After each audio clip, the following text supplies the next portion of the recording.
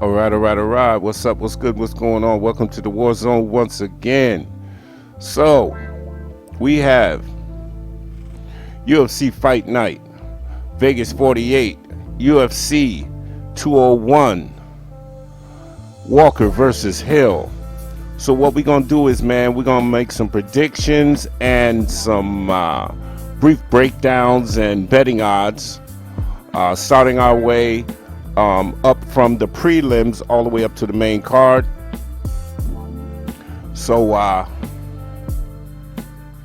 without further ado, man, let's get into it.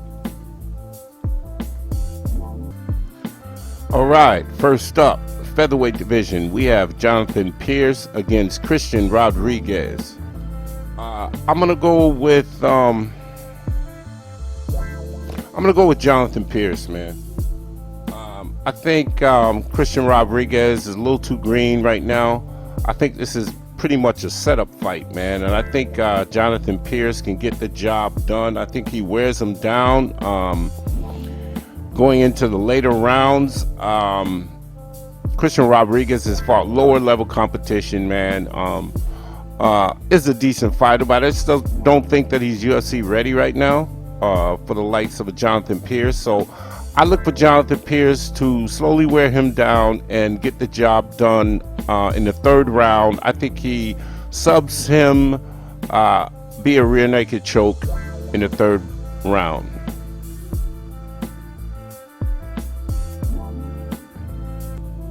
All right, so next up in the bantamweight division, we have Khalid, Bautista against Jay Perrin. So this was a short notice fight that they added to the card. I'm gonna have to go with Jay Perrin in this fight. Jay Perrin is a bantamweight champion out of CES MMA. He did lose on the Contender Series in a really tough fight, but that was in 2019. But he's won 2 fights in a row. He's really shown some resilience. I don't know if you know, but last March of last year, Bautista was finished by Trevin Jones, who is a good fighter, but he hasn't fought since. And this is a short notice fight, so I'm gonna go with Jay Perrin to pull it out, man. I think he's a better striker, just all around better technical fighter. So I'm gonna take Jay Perrin via split decision, 29-28. All right, next up, men's bantamweight division, we have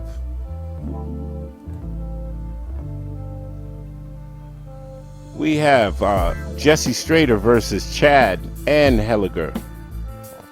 I'm gonna have to go with Chad Anheliger to pull this fight out.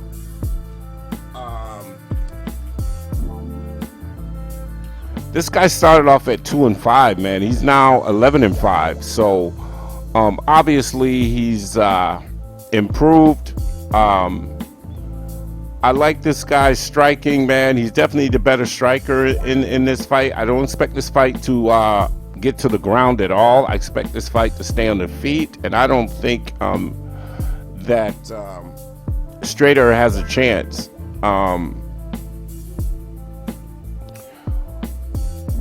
So I'm not really impressed with Strader. He does have a little power. He can throw, but I just think Anheliger has enough to make this a very ugly fight and get the job done. So I got Anheliger by split decision, 29-28.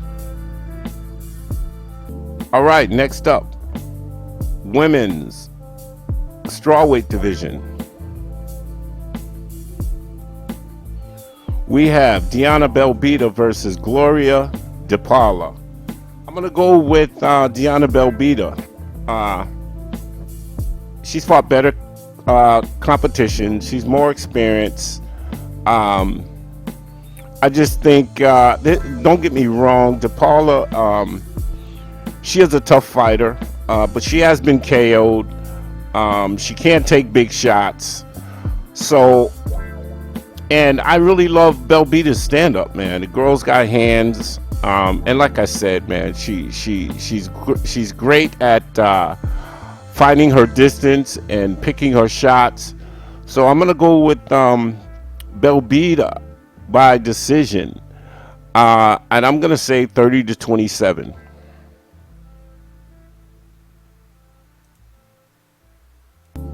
All right, next up, men's featherweight division. We have Chad Skelly versus Mark Striegl. I'm gonna go with Chad Skelly, man. I trust his pedigree. This guy, he knows how to scrap. He knows how to wear his opponents down. He's got a great sub game. Striegl has fought against subpar opponents, man. I just don't think that he's the better of these two fighters, man.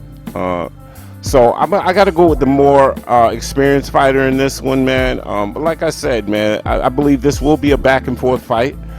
But I trust that Chad Skelly will win this fight by a split decision, 29-28.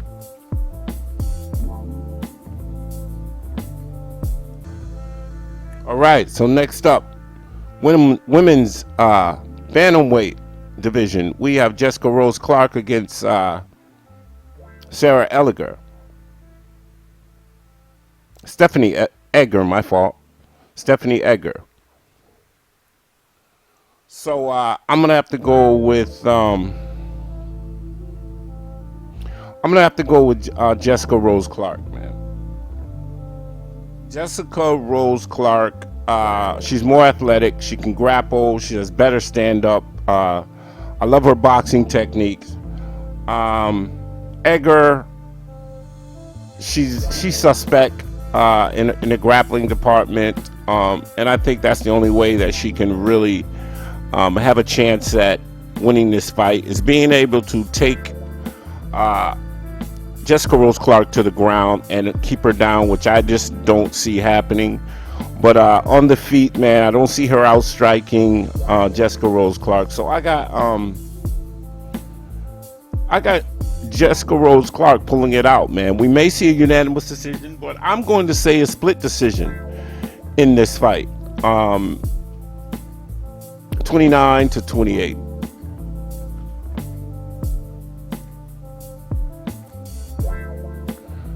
All right, so next up in the men's featherweight division, we have Gabriel Benitez against David Onama. I'm going to have to go with David Onama. David Onama is a very good, strong, and powerful prospect, man.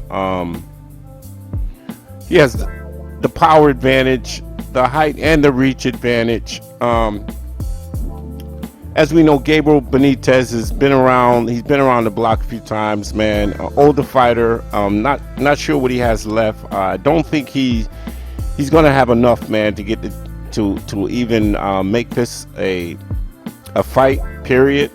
So I am going to go with David Onama, man, by first round KO, man.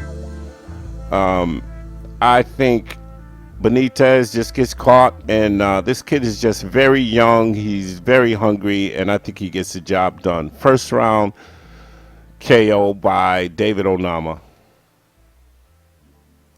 All right, so next up in the men's middleweight division, we have Joaquin Buckley against Razak Alhassan.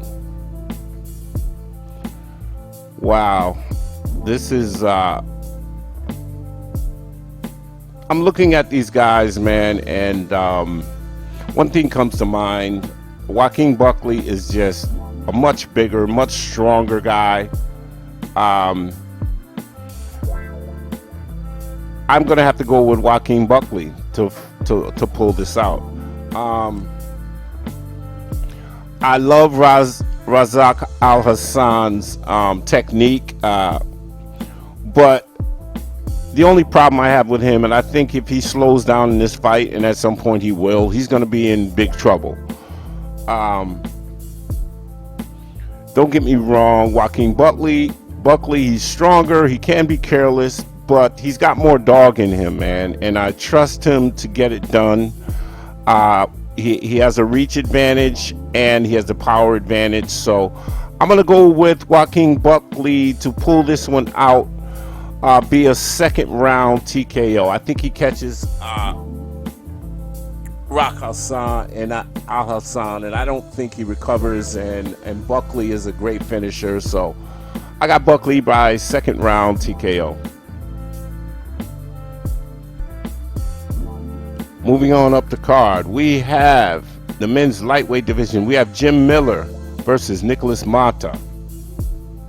I have to go with Motta in this one, man. Jim Miller, I know a lot of people. He's a good underdog to take in this fight. However, there's no way I believe that Jim Miller gets it done in this fight. I just don't. I no longer. I know that one of these fights is going to be that deciding fight that will lean Jim Miller more towards retirement, and I think this fight right here is one of those fights. Nikolas Motta is really good, man. I think he'll wear Jim Miller down. This kid can grapple. He's younger. He has better cardio. Like I said, his grappling. He's got power. Very technical.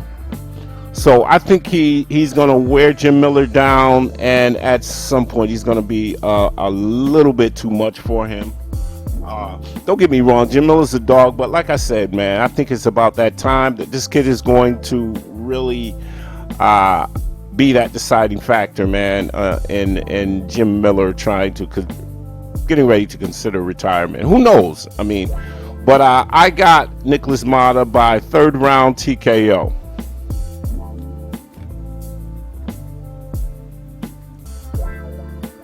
All right, next up, men's heavyweight division. We have Parker Porter against Alan Badout. I got to go with Parker Porter in this one, man. I like his experience. Bigger guy. Definitely has takedown defense. I don't see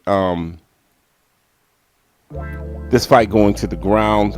If anybody goes to the ground, I think Parker Porter can take Alan Badout down. Alan Badout has the height and the reach advantage, but I just think Parker Porter will wear him down, man. I think he'll be able to get to this guy, lean on this guy, use his weight, bully him, and pull it out. Badout, man, I'm really not impressed with Badout's fights, man. He's too blah in the ring. I just don't see where he does enough, man. I think Parker Porter may give up the first round to Badout and then come on and win the last two rounds in this fight. So I got Parker Porter by decision 29-28. All right. Next up, we have a catchweight fight between Daukaus and Jamie Pickett. I am going to go with Daukaus to get this done, man. He's the obvious pick in this fight. Better grappler, BJJ, has great clinch game. I just all around trust Daukaus to get this fight done. Jamie Pickett, he loves the clinch too, but like I said, man, Kyle Daukaus, I think, is more skilled. Jamie Pickett, he can KO you, and Daukaus, I'm telling you, he's gonna have to. Jamie Pickett's gonna have to finish this fight early, because as this fight goes on, I expect Kyle Daukaus to get better and better, and Pickett to slow down, and he's going to play right into Kyle Daukaus's game plan. So I got Kyle Daukaus, and I think that he slows him down enough, man, to get him to the ground and sub him in the third round. So I got Kyle Daukaus by third round submission. I'm going to call rear naked choke. All right, people. Here we go. We are the main event of the evening in the light heavyweight division. We have Johnny Walker versus Jamahal Hill. Wow, this is a tough one, man. But you know, I just got to go with with what I know, man. And one thing that I do know is that Johnny Walker's chin is pretty much shot, man. So I'm gonna have to go with Jamahal Hill, man, to pull this one out, man. Johnny Walker, he is. I mean, early in his career, he has shown that he's a very dangerous fighter. But after losing by getting knocked out, was it twice, 2 or 3 times, man? This guy's been rocked, man. And it's funny because when I see lately when his chin gets touched, man, his whole body goes like. So I don't know, man. This guy, I believe, was all talk, all hype.